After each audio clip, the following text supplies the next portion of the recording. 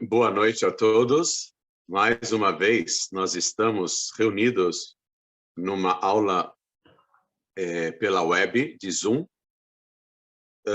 para compartilharmos conceitos e conteúdos da nossa tradição milenar como fonte de inspiração na solução dos nossos problemas diários ao enfrentarmos os nossos desafios do dia a dia. Como tema proposto de hoje, o título é E então o mar se abriu. Nós estamos na porção da Torá de Beshalach, quando o Paró enviou o povo de Israel fora do Egito, mas o Criador quis aumentar os milagres, as maravilhas que envolveram, ao mesmo tempo, o êxodo, a saída do Egito, e, ao mesmo tempo, o nascimento de uma nação. Os descendentes de Jacó, ou de Israel, eram só uma grande família antes de saírem do Egito, mas passaram a ser o povo de Israel. Hoje também é uma data muito significativa, vamos aproveitar esse fluxo espiritual, porque hoje à noite está começando Yud Shvat. Yud Shvat é a data magnânima de 10 de Shvat, onde em 1950, ou seja, há 71 anos atrás, o Rebbe anterior de Chabad se ausentou do mundo e automaticamente o nosso Rebbe passou a ser o grande líder da geração, fazendo uma revolução espiritual de forma a preparar toda a humanidade para a revelação do Mashiach. A data de hoje é uma data de conexão. É uma data de conexão com o Rebbe anterior e principalmente com o líder maior dessa geração, o candidato chapa única a se revelar como Mashiach. Por um lado, ele é candidato, por outro lado, ele é chapa única, não tem outro candidato. Ele é o líder da geração. E o Rebbe nos revelou que o Mashiach é o líder da geração. E o Mashiach haverá de se revelar a qualquer momento. Assim como nós vivenciamos na porção, no estudo da porção semanal, os eventos passados, que diferentemente de historiadores, diferentemente de outros povos e outras tradições, quando se referem a eventos remotos no tempo, eles se reportam a histórias com grande distância no tempo, isoladas por milhares de anos. Não é o nosso caso. Quando nós estudamos a Torá, nós nos conectamos com passado, presente e futuro.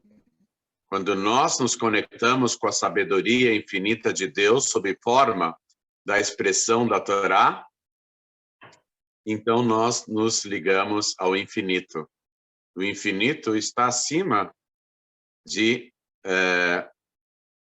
conceitos ou parâmetros como tempo e espaço, principalmente passado, presente e futuro. Nós estamos muito acima disso. O povo de Israel, saindo do Egito, se viu diante do mar. E aí, como é costume no povo de Israel, 4 partidos, 5 agremiações, 6 legendas, 7 opiniões e 8 grupos. O povo de Israel foi se dividindo totalmente em relação a opiniões. Essa necessidade de busca da verdade faz com que cada um vá para uma direção diferente. Isso daqui é bem típico do povo de Israel. E naquele momento eles estavam encurralados, não sabiam o que fazer. O deserto cercando, os egípcios, contudo, os perseguindo a ponto de quase os alcançá-los. E aí, como que fica? Nesse momento, uma pessoa iluminada, que era o governador da tribo de Judá, conhecido como Nachshon ben Aminadab, na verdade, ele era cunhado do Aharon, irmão de Moshe. Aaron HaKohen casou com a irmã de Nachshon. Nachshon e outra, ele era o número 1 da tribo de Judá, que era a principal tribo de Israel. O número 2 era Caleb ben Yefuneh, casado com Miriam. Então, o número 1 da tribo de Judá e o número 2 da tribo de Judá eram aparentados da família de Moshe, Aharon e Miriam. Nachshon ben Aminadab, quando viu o mar, ele pulou no mar. Detalhe, ninguém sabia nadar naquela época. Não era do métier do povo de Israel, dos escravos, saberem nadar. O governador da tribo, um grande tzadik, pulou no mar. Ele começou a andar no mar até que as águas alcançaram as suas narinas. Ele estava disposto a ir em frente. E nesse momento, Hashem orienta Moshe Rabbeinu e Aaron HaKohen a abrirem o mar. E o mar se abriu. Por que Nachshon ben Aminadab pulou no mar? O suicídio é proibido no judaísmo. Muito mais em se tratando do suicídio coletivo. Pior ainda. Por que Nachshon ben Aminadab, o Nassi, o príncipe da tribo de Judá, pulou no mar? Muito simples. Hashem já tinha revelado a Moshe e Aaron e ao povo de Israel que eles haveriam de receber a Torá. E a Torá seria recebida logo à frente, do outro lado do mar. Então, Nachshon tinha a certeza absoluta de que se Deus prometeu à minha frente, à nossa frente, o recebimento da Torá e a conexão com o infinito, não vai ser o mar que vai me impedir de chegar até o momento de me conectar totalmente com Deus. A promessa de Deus é fato consumado, porque o Todo-Poderoso não falha nem um momento com a sua palavra, muito pelo contrário, a palavra de Deus é igual o próprio Criador, infinita na sua efetividade. E Hashem disse que eles iriam receber a Torá.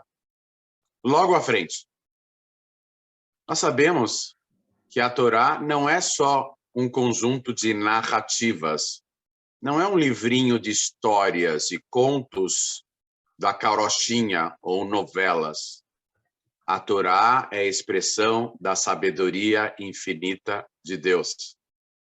E ela é aplicável a cada circunstância e a cada momento da nossa vida, como fonte infinita de inspiração.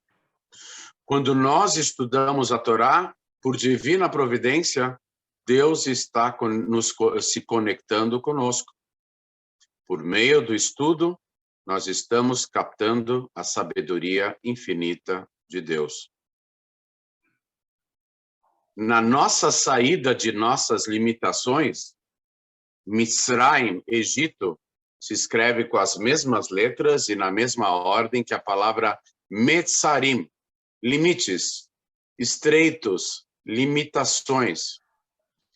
Na mesma ordem, com as mesmas letras, somente as vogais são ligeiramente diferentes, que são os pontinhos. Quando nós saímos dos nossos limites, aí que vem o desafio. As forças antagônicas da santidade têm o papel de colocarem pedrinhas no caminho, porque elas sabem perfeitamente o que é importante para a missão maior da nossa alma. Então, quando já estamos conseguindo sair dos nossos limites, dos problemas que nos afligem, e dos aspectos em nossa vida que limitam a nossa conexão com o nosso Pai Celestial, aí aparece bem na nossa frente um mar de problemas, um mar de contrariedades, um mar de desafios. E como passar por eles? Então, nós temos que visualizar bem à frente. Por trás desse mar está o Todo-Poderoso nos testando. Do outro lado do mar está a conexão verdadeira com Hashem, a conexão maior. Só que Hashem quer nos presentear. Quando um show é muito bom, um evento artístico é muito bom, então o preço é carinho na bilheteria, para a gente comprar o bilhete e entrar no show. A conexão com Deus é um show à parte, é um show de luz. Então, se nós queremos participar desse show, tem que comprar o bilhete, tem que pagar na bilheteria. O pagamento é cobrado antes de entrarmos no show. Quando já estamos nos libertando daqueles assuntos que impedem a nossa conexão com Deus, de repente vem a bilheteria, vem a cobrança, vem o desafio, vem um mar enorme bem na frente dos nossos olhos. O que fazer? Mas Hashem já nos prometeu que nós nos conectaríamos com Ele. Ele está do outro lado do mar. Vamos em frente. E aí, Nachshon ben Aminadab mereceu, entrando na água, ele mereceu que o mar se abrisse. Temos uma história parecida, só que não está clara na Torá. Ela se encontra no Midrash, que é uma explicação complementar do Talmud. E quando Avraham Avinu foi levar o seu filho querido, Yitzhak, para elevá-lo espiritualmente, só que Abraão, de forma providencial, entendeu errado, que deveria sacrificá-lo. Abraão estava viajando junto com seu filho, eles estavam de mãos dadas ao subir o monte. Aí apareceu o Satã, o anjo do mal, sob forma de um velho, e começou a conversar com Abraão. E falou: Abraão, olha a sua idade, o que você vai fazer agora? A coisa que você mais queria na sua vida era ter um filho. Seu filho está do seu lado, seu filho querido, e você educou com os mesmos valores que você sempre acreditou. Esse seu filho querido é seu clone. Ele é muito parecido com você, tanto por fora como por dentro. Você vai sacrificá-lo. Olha, eu sou um velho, você é um velho. Tá biruta? Vai sacrificar o seu filho? Tudo bem, você tá velho, mas não precisa ficar demente também, né? Tá louco, meu! Sacrificar o filho. Aí Abraão viu que esse velho aí, que começou a confabular com ele, não era do lado bem, e aí ele rezou para Hashem e sumiu aquela imagem diante de si, e aquele velho que nunca existiu, simplesmente desapareceu. Aí eles continuaram subindo no Monte Moriá, e apareceu um jovem para o Yitzhak. E o jovem falou: Yitzhak, o que está acontecendo aqui? Você sabe para onde que o seu pai está te levando? Eu acho que você vai virar churrasquinho. Você já pensou no que está acontecendo? O seu pai endoideceu de vez. Ele vai querer acabar com você. Está indo para o lado errado.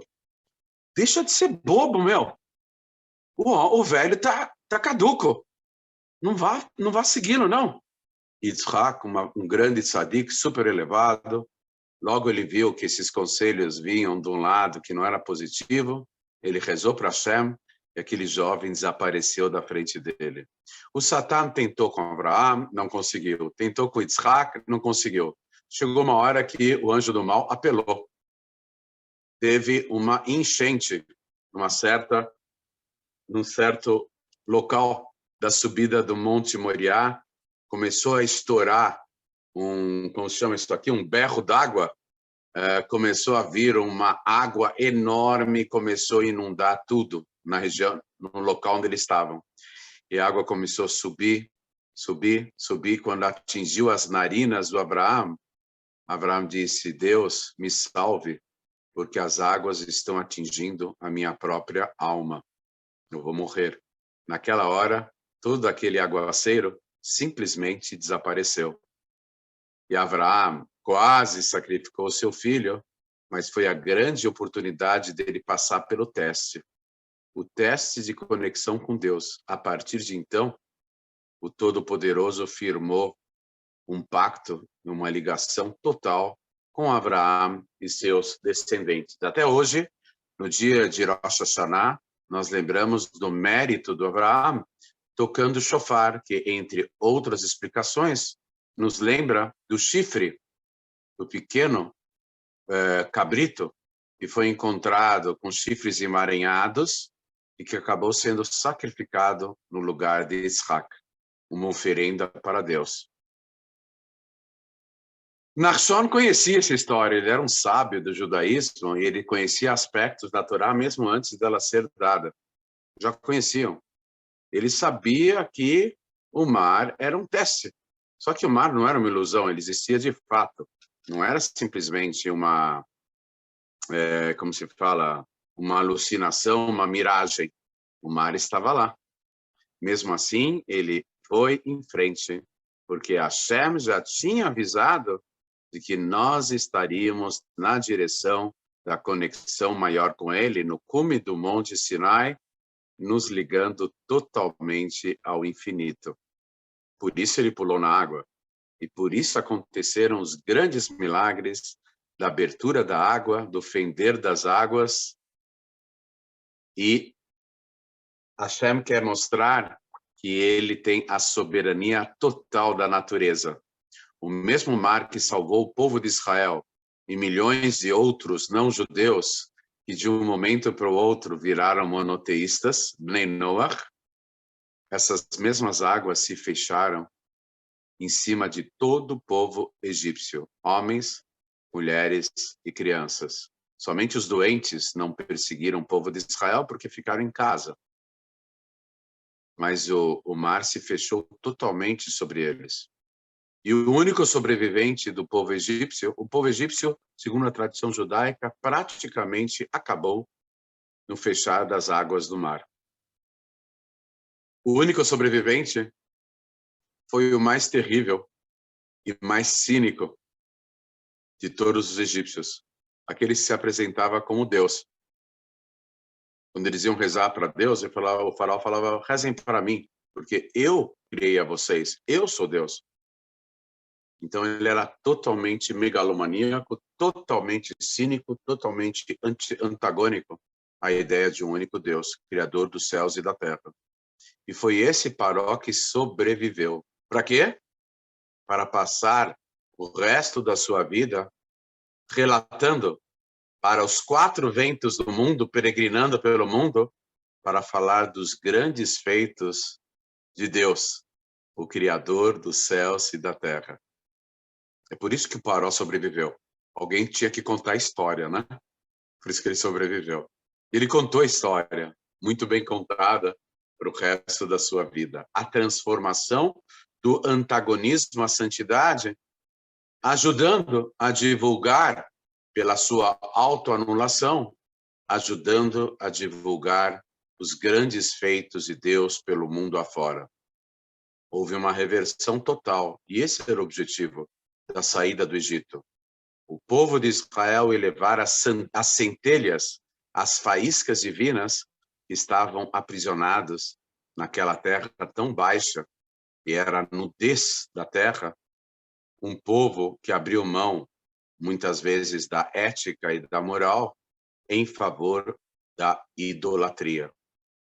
Quando alguém se liga a algo muito pequeno, como a crença em um pseudo-Deus e a negação, Deus os livre, do Criador do mundo, então a sua mentalidade e o seu perfil psicológico igualmente diminui. Ficam pequenos, sofrem de pequenez, se tornam obtusos, insensíveis a algo maior. Por isso foi necessário esse cenário envolvendo as 10 pragas do Egito e o abrir das águas, o fender das águas e depois o fechar das águas, salvando um povo, salvando milhões de pessoas e afogando, escaldando outras milhões de pessoas, para evidenciar em toda a história para a posteridade que Deus é o soberano do universo. E é Ele que decide a vida ou o Deus do livre, o contrário, em relação às pessoas. E Ele abre o caminho para quem queira se conectar com o infinito. E Ele pune, de uma certa forma, ou faz a pessoa pensar quem procura se antagonizar à santidade. A ideia do mar, conforme dizem nossos sábios, e naquele momento do mar, no cântico do mar, o povo de Israel entrou num nível de inspiração divina e profecia jamais visto. O povo de Israel, ao abrir das águas do mar, é sabido na filosofia racídica, mística e cabalística, de que mar simboliza o mundo do ocultamento. Há muita coisa dentro do mar, e nós que estamos do lado de fora não conseguimos ver nada, porque as águas o encobrem. A mesma coisa nos mundos espirituais. Há muita coisa nos mundos espirituais, mas eles são totalmente encobertos para o nosso plano, que é o plano físico e material. Quando o mar se abriu, todos os mundos espirituais se descortinaram. O povo de Israel conseguiu visualizar no campo espiritual o fender das barreiras, transpondo todos os infinitos mundos espirituais. Altos segredos foram revelados no fender, no abrir das águas do mar. Porque assim como o ocultamento foi descortinado aqui embaixo, o ocultamento igualmente foi totalmente descortinado lá em cima, nos mundos espirituais. Uma grande revelação de Deus na abertura do mar. Nós estamos, como eu disse, na data de Yud Shvat, onde o Rebbe anterior se ausentou desse mundo e deixou todo o seu legado, toda a sua espiritualidade e toda a sua liderança para o seu genro e maior discípulo, maior seguidor, o nosso Rebbe.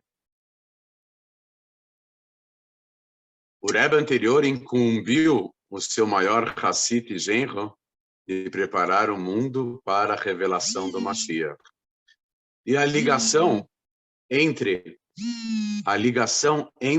o Rebbe anterior e o nosso Rebbe era algo totalmente indescritível.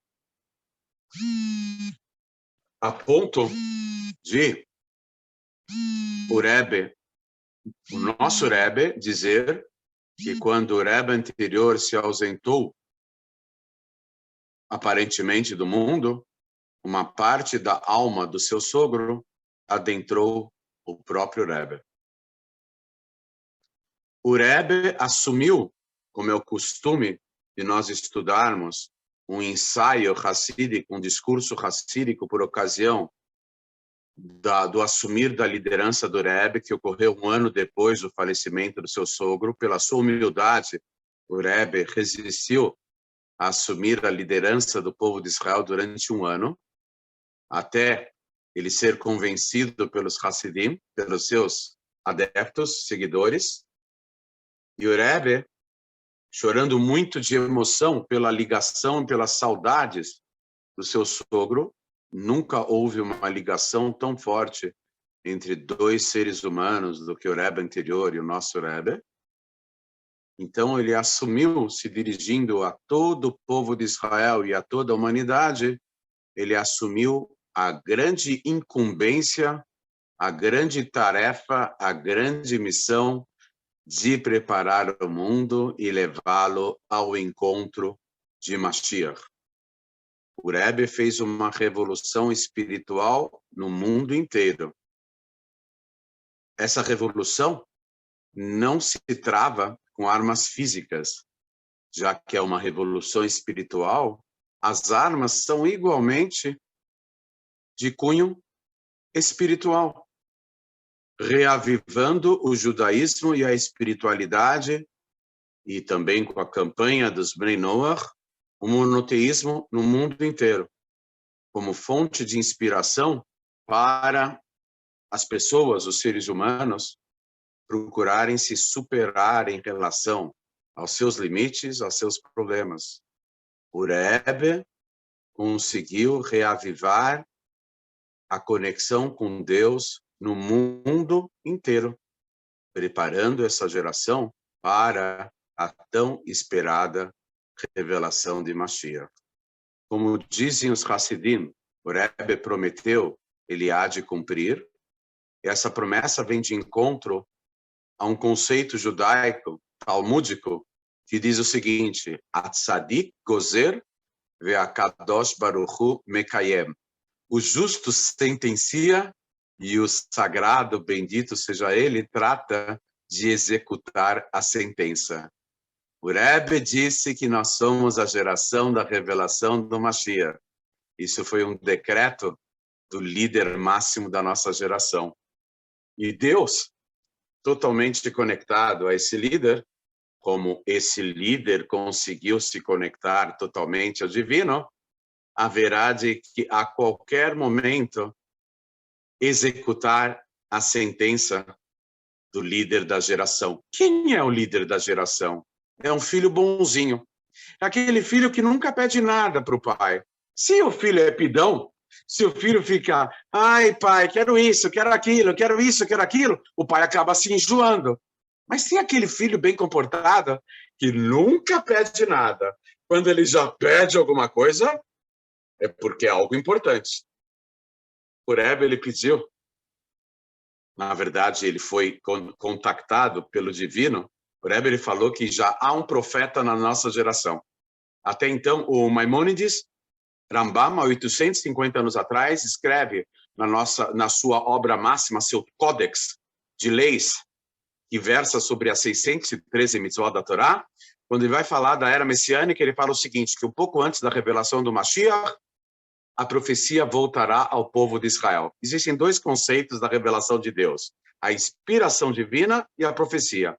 Inspiração divina conecta cada tzadik com Deus, que é a visão que suplanta os limites desse mundo na conexão com o mundo espiritual. Os tzadikim todos têm inspiração divina. Profecia é muito mais. Profecia é uma revelação de Deus solene por meio do líder da geração, anunciando suas intenções para a geração inteira. Quando o Rebbe falou que nessa geração o Mashiach vai se revelar, depois ele falou o seguinte, referindo-se a si mesmo: já temos na nossa geração um profeta. O que quer dizer um profeta? Em outras palavras, na explicação do grande Hassid Rabbi Yoel Kahn, falecido recentemente, que era um revisor de todos os pronunciamentos públicos do Rebbe, ele decorou tudo que o Rebbe falou em 44 anos, palavra por palavra, uma memória fotográfica, Rabbi Yoel Kahn. Rabbi Yoel Kahn falou, quando o Rebbe usa a palavra profeta, que nós temos já um profeta na nossa geração, ele quer dizer o seguinte, em outras palavras, que Deus se revelou para ele e disse, Menachem Mendel, chegou a hora de você anunciar para toda a geração que o Mashiach vai se revelar nesta geração. E isso é uma profecia. A profecia significa que o Rebbe teve uma revelação do Criador dos céus e da terra. E o Criador dos céus e da terra pediu ao Rebbe para avisar toda essa geração e nos preparemos, porque o Mashiach haverá de se revelar a qualquer momento. Qual é a ligação com o abrir das águas do mar? Porque o mundo parece um mar de Covid-19, um mar de coronavírus, um mar de fake news, onde informações falsas se degladiando dos dois lados. Um mar de mentiras, onde nós já estamos confusos em descobrirmos o que é verdade e o que não é verdade. Um mar de perplexidade com confusão. E aí, como a gente fica diante desse mar? Vamos em frente. O líder da geração já nos disse que lá à frente Mashiach vai se revelar.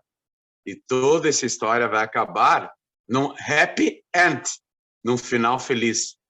Com a revelação do Rebbe, Rei Mashiach, Melech HaMashiach, e seja ainda nessa data de liderança, que é Yud Shvat, 10 de Shvat, a qualquer momento, e a qualquer momento mesmo, se Deus quiser. Amém.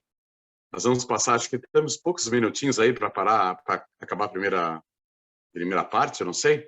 Vamos começar a abrir aqui espaço para perguntas. Se cair a ligação, pessoal, de novo teclando, linkando, acessando o link, para voltarmos novamente para o segundo segmento, para, na medida das possibilidades, esclarecermos as dúvidas de todos os presentes que vieram honrar especialmente a nossa transmissão aqui. Eu não sei quanto tempo falta. Alguém gostaria de começar com alguma pergunta? Se for interrompida, a gente repete na segunda sequência. Alguém tem alguma pergunta? Por gentileza, com vocês a palavra. O Ivan vai ligar os microfones? Como que fazemos? Falta pouco tempo, né, Ivan? Falta quanto? 1, 2 minutos? 3 minutos. 3 minutos é o tempo suficiente para o Mashiach se revelar. Ô, Rabi, tudo bom? Posso falar rapidinho? Tudo bem? Oi, Bruno, tudo bem? Tudo bem, Baruch Hashem. Graças a Deus. Por Nessa favor. parasha, o último passuque, eu estou tentando ver a tradução aqui literal no ivrito. Tá me ouvindo bem, né? Sim. Depois que eles falam Hashem Nissi, o Eterno é minha bandeira, aí está escrito assim, ó. Vayomer ki yad al-kes ka milchama lavai ba amalek midor dor.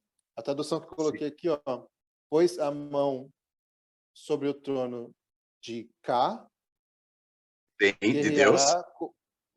Guerreará com Hashem, tetragrama, contra o Amaleque de geração em geração. Na verdade, a palavra trono, que está faltando o Aleph. Deveria ser Kissé. E por que Deus tirou o Aleph? Que o Aleph, na verdade, é de comandante no mundo. A frieza de Amalek acaba comprometendo a hegemonia e a soberania de Deus no mundo. Por quê?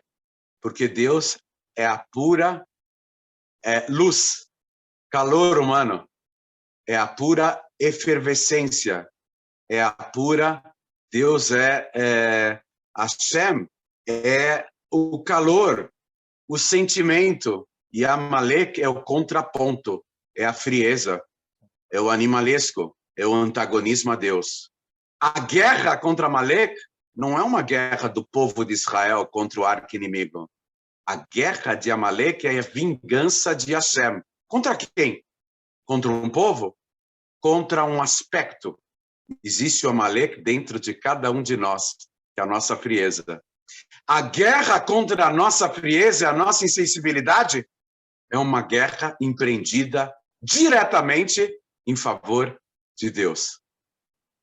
A vingança de Deus é a vingança do amor, é a vingança da luz, do calor, contra a frieza e a indiferença representada pelo Amalekzinho existente dentro de cada um de nós. Por que mesmo da palavra que esse mesmo você falou? Você não disse? Como? Que na verdade, essa é a palavra que ser, está faltando o Aleph aqui. Porque a frieza de Amalek como se fala, afeta a hegemonia de Deus no mundo, que se faz por meio do amor, da vibração, do calor e da luz. Ok, toda a barra. O inimigo número 1 do povo, de todo ser humano, não é o ódio. O inimigo número 1 de todo ser humano, o ódio ainda é um sentimento. O pior inimigo do ser humano é a frieza e a indiferença. É aquele sujeito que fala, não sou nem a favor, nem contra.